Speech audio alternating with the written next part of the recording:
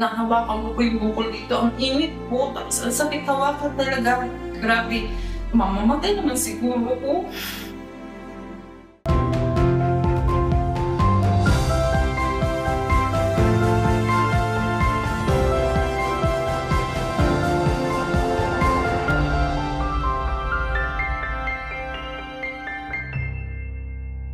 Ako po si Jovelinda Austria, 44 years old, may 4 na anak, taga Tibungco, Davao City. Noon po kasi, namaga po kasi yung liig ko, tapos hindi ko alam kung anong gagawin ko. May 7, hindi ko na po talaga kaya, nanginginig na ako kasi laki-laki talaga ng liig ko noon. Pag naliligo ako, hindi ko po siya nahilot. Yung asawa ko, nag-aalala na din sa akin. Pinag-usapan na namin na magpa-check up na po. Po, pagka May 8 po, nagpunta po kami sa amo namin, may cash advance para makapagpa-check up po ako.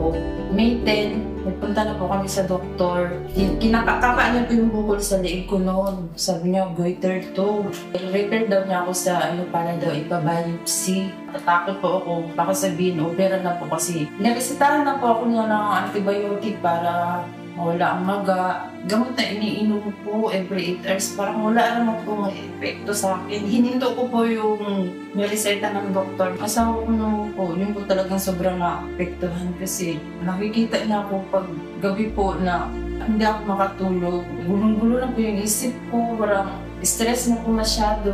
Hindi maintindihan ang nararamdaman. Upo, balik na naman higa.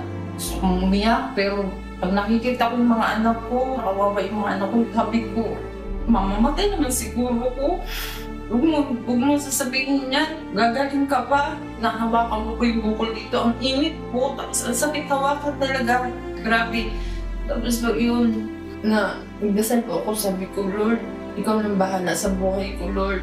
Pero hinihiling ko sana kukunin mo na akong kuhain kasi may mga paliliit pa po kasi ng anak ko. Tapos yun, nag-scroll pa ako sa Facebook para lang pumalibang-libang yung isip ko.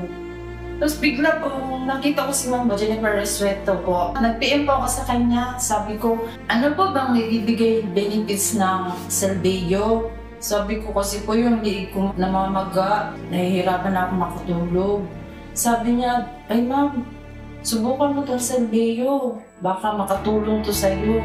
Pagka Sunday po, namili ako sa kanya ng Salveyo. Tinuruan po niya ako paano po pag-inom. Sabi niya, i-discount daw. Hindi ko po pinupuno yung base. Tinuruan pag-inom ko talaga, 2 days po. Parang liig ko, kuminom yung muna sa shampoo dahil ako sumakit. Ano ba to? Sabi ko, kuminom ako ng Salveyo, bakit ng sakit-sakit? Sinat ko si Dam Jennifer na, Dam, bakit ganito? Hindi ko, tapos yung tiyan ko parang pinahalukay. Sabi niya, ma'am, ganyan talaga yan. Hinain niya yung mga sakit-sakit mo. Pagkahapon po, totoo po ma'am, nawala po. Hanggang po naka-4 na pack na po ako, kasi trial pack na po ang binibili ko sa kanya. Umabot po ng bandit na napapansin ko talaga na yung bukol sa liig ko. Lumiliit na po, tapos hindi na po masakit na hawakan. Grabe po talaga.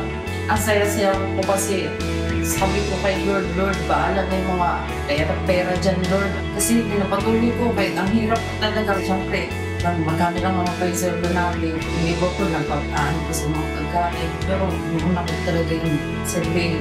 Ang iniisip ko lang na gumaling ako para sa mga anak ko po. Pinapatuloy ko pa rin yung pag-inom ko. Tapos 3 weeks, lumiit na po ng lumiit hanggang dumating na 1 buwan na po. Ang liit na ng liit mo. Sabi nila sa akin, yun po, talagang nakapakap ko. Wala na po talaga. Grabe po Grabe po.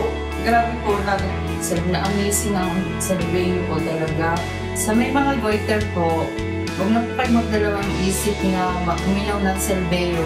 Kasi po, yun po talagang nagpagaling sa akin.